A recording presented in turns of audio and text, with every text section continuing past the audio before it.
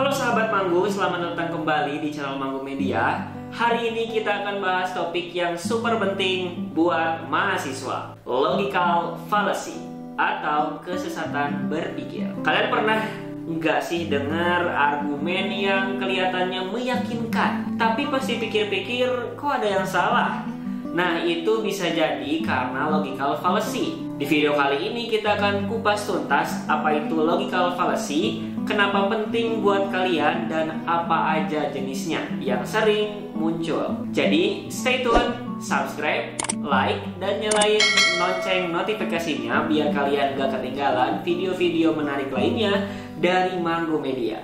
Dan tanpa basa-basi, yuk kita bahas. Ingin memahami cara berpikir yang tepat, runtut, dan bebas dari kekeliruan, buku Dasar-Dasar Logika hadir sebagai panduan lengkap bagi siapa saja yang ingin memperkuat kemampuan berpikir kritis, analitis, dan rasional. Cocok untuk pelajar, mahasiswa, hingga profesional. Disusun dengan bahasa yang mudah dipahami dan dilengkapi contoh nyata serta latihan sosial. Pelajari bagaimana menyusun argumen yang kuat, mengenali sesat pikir, dan membuat keputusan dengan landasan yang logis. Segera dapatkan bukunya hanya di www.manggustore.com atau temukan Manggu Store di e-commerce kesayangan kamu. Oke, pertama-tama, apa sih itu logical fallacy? Secara sederhana, logical fallacy adalah kesalahan dalam cara berpikir atau berargumen yang bikin sebuah argumen nggak valid, walaupun argumennya terdengar keren atau meyakinkan. Sebenarnya ada cacat logika dalamnya. Ini terjadi karena penalaran yang salah, entah karena kurang hati-hati, kurang bukti, atau bahkan sengaja dibuat untuk memanipulasi. Kata fallacy sendiri berasal dari bahasa Latin yaitu fallacia, yang artinya penipuan. Menurut sumber seperti Detik dan Zenius, konsep ini udah ada sejak zaman filsuf Aristoteles yang udah ngenalin 13 jenis fallacy. Bayangin, ini udah dipelajari berabad-abad lalu tapi masih relevan banget. Apalagi di era media sosial kayak sekarang ini, dimana argumen lelet bisa nyebar cepet banget. Terus, kenapa sih mahasiswa kayak kita harus paham tentang logical fallacy? Ada 3 alasan besar. Yang pertama, biar nggak gampang dimanipulasi. Di dunia penuh informasi ini banyak argumen yang pakai trik persuasi biar kelihatan benar. Kalau kalian paham logical fallacy, kalian bisa bedain tuh mana argumen yang kuat, mana yang cuman gertak sambal. Yang kedua, mengasah kemampuan berpikir kritis. Ini penting banget buat kalian yang suka nulis esai, ikut debat, atau menganalisis data.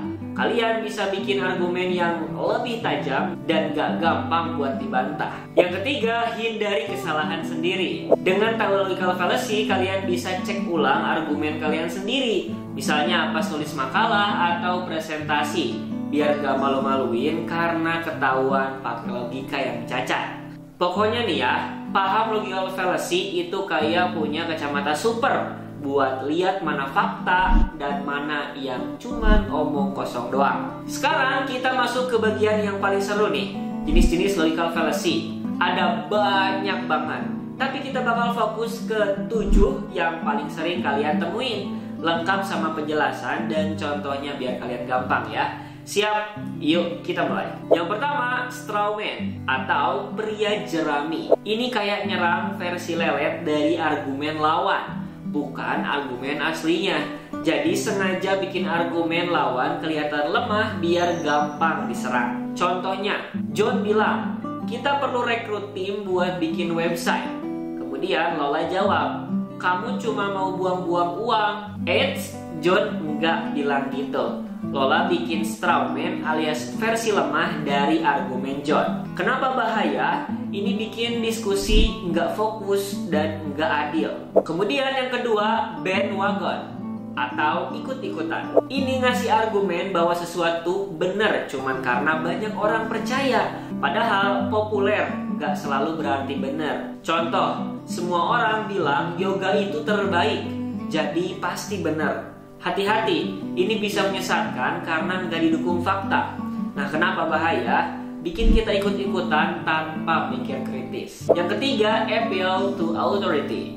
Ini ngandelin pendapat orang berpengaruh tanpa bukti yang kuat. Padahal otoritas juga bisa salah loh.